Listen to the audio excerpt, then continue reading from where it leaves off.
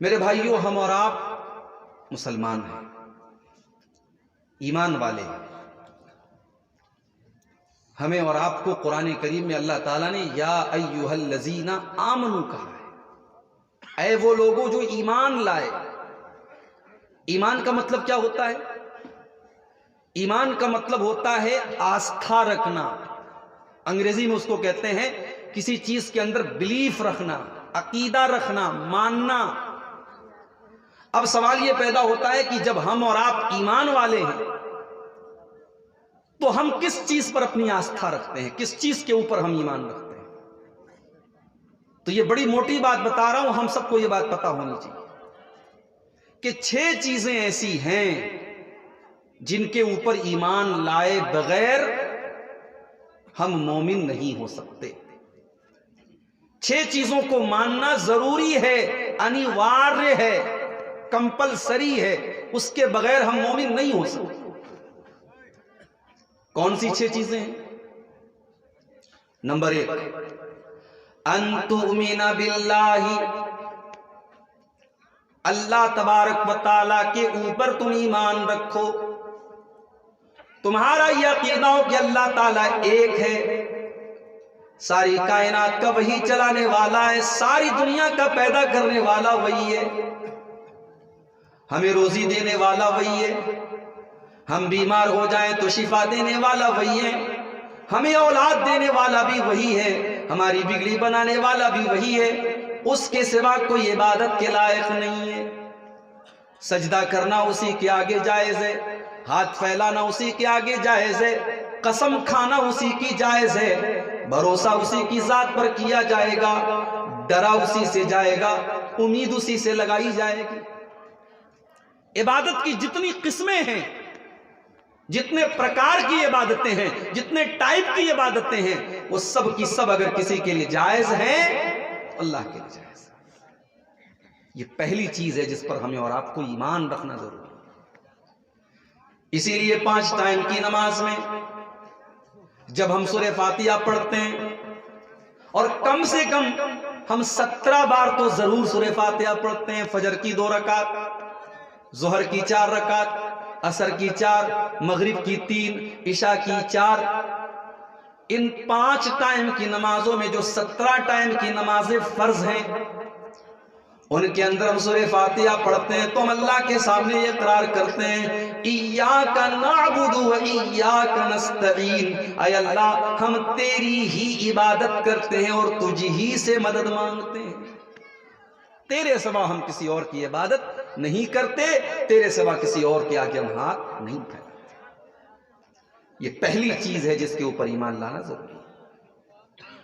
Number 2، وَمَلَائِكَتِهِ، اور اللہ کے فرشتوں کے اوپر بھی ایمان لانا ضروری ہے۔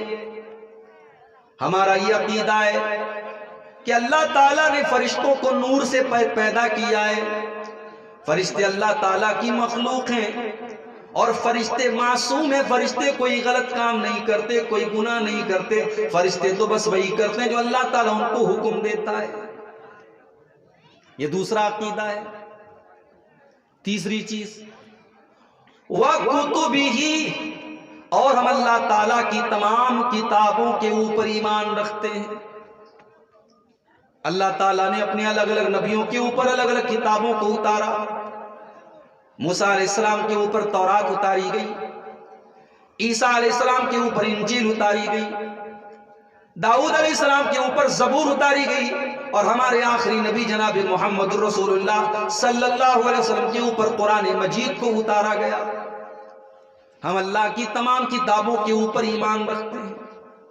والذین یؤمنون بما انزل الیک وما انزل من قبلک، قرآن کے پہلے پارے میں اللہ نے فرمایا کہ ایمان والے تو وہ لوگ ہیں جو اے نبی آپ کے اوپر جو کتاب اتاری گئی یعنی قرآن، اس کے اوپر بھی ایمان رکھتے ہیں، اور آپ سے پہلے جو کتابیں اتاری گئی اس کے اوپر بھی ایمان رکھتے ہیں۔ ہم اللہ کی ساری کتابوں کو مانتے ہیں، مگر ہاں ہمارا یہ ایمان ہے کہ قرآن کے آ جانے کے بعد اب دنیا میں تورات کا حکم نہیں چلے گا، اب انجیل کا حکم نہیں چلے گا، اب زبور کا حکم نہیں چلے گا، اب دنیا میں اگر قانون چلے گا تو قرآن کا چلے گا۔ قرآن نے آ کر کے پچھلی تمام کتابوں کو کینسل کر دیا ہے، کیونکہ پچھلی کتابوں کے اندر تو تحریف بھی ہوئی ہے، پریورتن بھی ہوا ہے، چینجنگ بھی ہوئی ہے، مگر قرآن کے اندر کوئی چینجنگ نہیں ہو سکتی، قرآن کے اندر کوئی تبدیلی نہیں ہو سکتی۔ قرآن 1400 سال پہلے ہمارے نبی پر جو اترا تھا وہی قرآن آج ہمارے پاس ہے، اس لیے کہ اس قرآن کی سرکشا کی گارنٹی اللہ تعالیٰ نے لی ہے۔ اِنَّا نَحْنُ نَزَّلْنَا الذِّكْرَ وَإِنَّا لَهُ لَحَافِظُونَ، میرے بندو اس قرآن کو اتارنے والے ہم ہیں اور اس قرآن کی حفاظت بھی ہم ہی کریں گے۔ ساری دنیا میں قرآن کے جتنے نسخے ہیں، سارے کے سارے نسخوں کو اگر ختم کر دیا جائے، جلا دیا جائے، مٹا دیا جائے، تب بھی قرآن محفوظ ہے، قرآن سرکشت ہے، قرآن سیف ہے، کیونکہ قرآن کو اللہ تعالیٰ نے 4 سال کے بچوں کے سینے میں محفوظ کر دیا ہے۔ 4 سال کا 5 سال کا بچہ کھڑا ہو کر کے پورا قرآن سنا دیتا ہے تراویح کی نماز میں۔ میرے پیارے ساتھیوں، اس قرآن کی حفاظت کا یہ سسٹم اللہ تعالیٰ نے بنایا ہے۔ اِنَّا نَحْنُ نَزَّلْنَا الذِّكْرَ وَإِنَّا لَهُ لَحَافِظُونَ،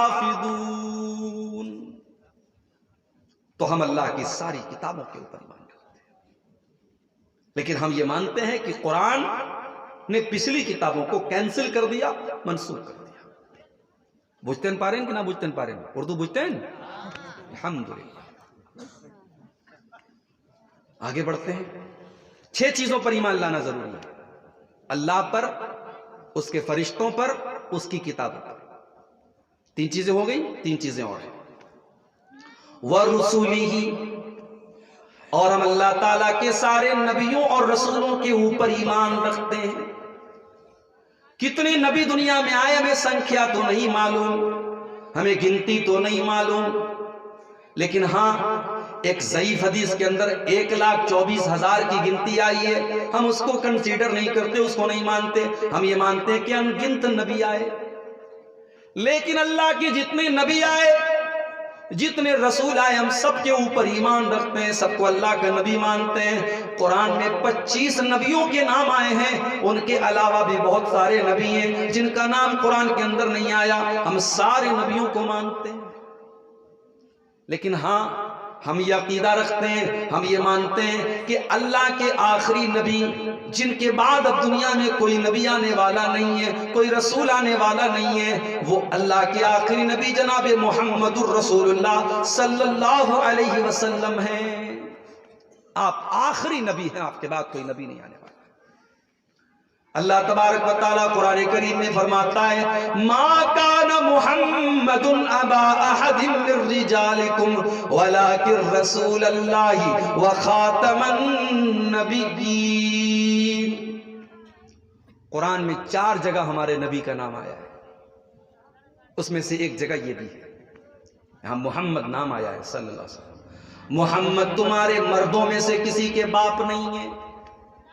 اللہ کے نبی کی اولاد میں کوئی جوان بیٹا نہیں تھا، جو بیٹے ہوئے سب بچپن میں انتقال کر گئے، بیٹیاں تو جوان ہوئی لیکن بیٹا کوئی جوان نہیں ہوا۔ اللہ نے فرمایا محمد صلی اللہ علیہ وسلم کسی مرد کے باپ نہیں ہیں، ان کی اولاد میں کوئی مرد نہیں ہے۔ یہ آیت اس وقت نازل ہوئی تھی جب اللہ کے نبی نے حضرت زینب سے شادی کی تھی۔ حضرت زینب کون تھی؟ یہ اللہ کے نبی کی پھوپھی کی لڑکی تھی، اور حضرت زید کے ساتھ ان کا نکاح ہوا تھا، پھر انہوں نے طلاق دے دی تو اللہ کے نبی نے ان سے نکاح کیا تھا۔ تو حضرت زید رضی اللہ تعالیٰ عنہ اللہ کے رسول کے گھر میں رہتے تھے، اللہ کے نبی نے ان کی پرورش کی تھی۔ تو مکہ والے اور منافق جو تھے، مدینہ کے اندر جو یہودی اور منافق تھے، انہوں نے یہ کہنا شروع کر دیا کہ محمد صلی اللہ علیہ وسلم نے اپنی بہو سے نکاح کر لیا۔ اس موقع پر یہ آیت نازل ہوئی کہ جب اللہ کے نبی کا کوئی جوان بیٹا ہی نہیں ہے تو اس کی بہو کہاں سے آ گئی؟ ما کان محمد ابا احد من رجالکم، محمد صلی اللہ علیہ وسلم کسی مرد کے باپ نہیں ہیں، ولکن رسول اللہ، وہ تو اللہ کے رسول ہیں، وخاتم النبیین، اور آخری نبی ہیں۔ جیسے ایک مکان ہوتا ہے، مکان خوب سندر، خوب بھالو، لیکن مکان میں ایک اینٹ کی جگہ اگر بیچ میں فاقہ ہو، خالی ہو، تو مکان کیسا لگے گا؟ اچھا نہیں لگے گا۔ جو آئے گا دیکھے گا کہ مکان تو بہت اچھا ہے، بہت سندر ہے، مگر مکان کے اندر ایک اینٹ رہ گئی ہے، اس کو فل کرو، اس کی پورتی کرو۔ اللہ کے پیارے نبی فرماتے ہیں کہ میں بھی اللہ کا آخری نبی ہوں، اور مجھ سے پہلے جتنے نبی آئے ان کی پورتی کی گئی میرے ذریعے۔ سارے نبی اپنے دور کے لیے آئے، اپنی بستی کے لیے آئے، اپنی قوم کے لیے آئے، مگر ہمارے آخری نبی ساری مانوتا کے لیے آئے، ساری انسانیت کے لیے آئے، ساری دنیا کے لیے آئے اور قیامت تک کے لیے آئے۔ اسی لیے اللہ کے نبی کے آنے کے بعد اب کسی کو اگر کامیاب ہونا ہے، جنت میں جانا ہے، جہنم سے بچنا ہے، تو لا الہ الا اللہ کے ساتھ ساتھ اس کو محمد الرسول اللہ کا کلمہ بھی پڑھنا پڑے گا۔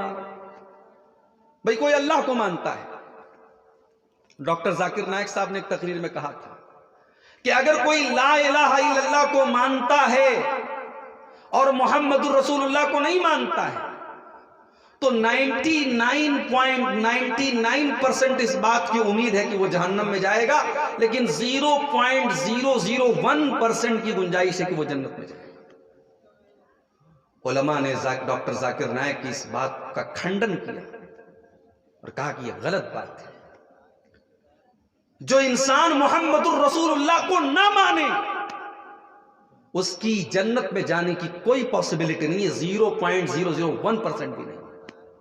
اس لیے کہ اللہ کے نبی فرماتے کہ میرے دنیا میں آنے کے بعد اب جو انسان میرے اوپر ایمان نہیں لائے گا الا دخل النار، وہ جہنم میں جائے گا، اس کے جنت میں جانے کی کوئی سمبھاونا آچھے نہ۔ سمجھے؟ تو یہ ہو گیا رسولوں پر ہمیں اور آپ کو ایمان لانا ہے۔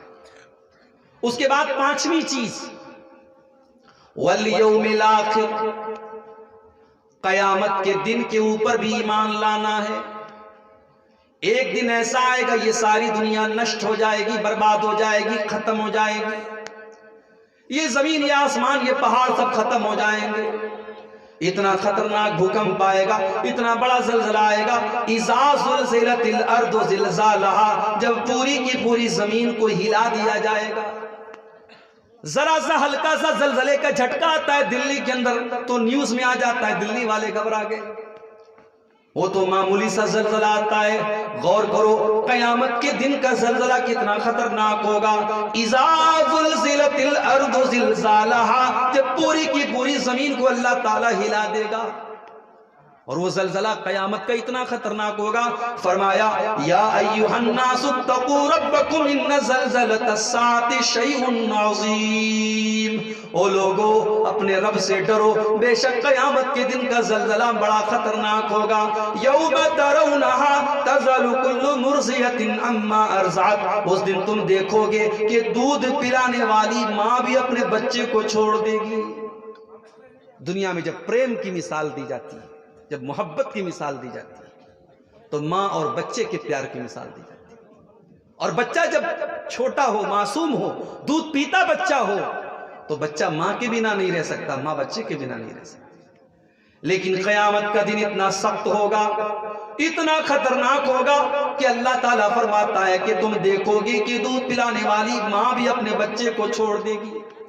وَتَذْهَلُ كُلُّ يَوْمَ تَرَوْنَهَا تَذْهَلُ كُلُّ مُرْضِعَةٍ عَمَّا أَرْضَعَتْ وَتَضَعُ كُلُّ ذَاتِ حَمْلٍ حَمْلَهَا، اور حمل والی عورتوں کے حمل ساقط ہو جائیں گے، پریگننٹ عورتوں کی پریگننسی ختم ہو جائے گی، ان کے گرب گر جائیں گے، مارے ڈر کے مارے دہشت کے ان کا حمل ختم ہو جائے گا۔ وَتَرَى النَّاسَ سُكَارَىٰ، اور ایسا لگے گا کہ لوگ نشے کی حالت میں ہیں، لیکن کوئی نشے کی حالت میں نہیں ہوگا۔ وَلَٰكِنَّ عَذَابَ اللَّهِ شدید، اللہ کا عذاب بڑا دردناک ہوگا۔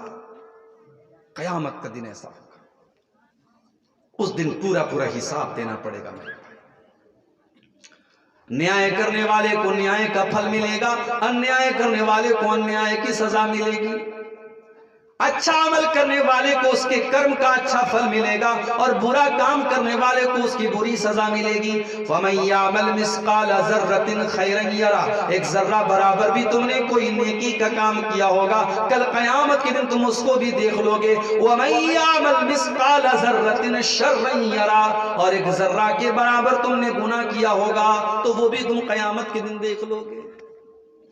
قیامت کا دن ہوگا, وہ نیائے کا دن ہوگا, وہ انصاف کا دن ہوگا. The day of judgment, the day of resurrection, انصاف کا دن, قیامت کا دن.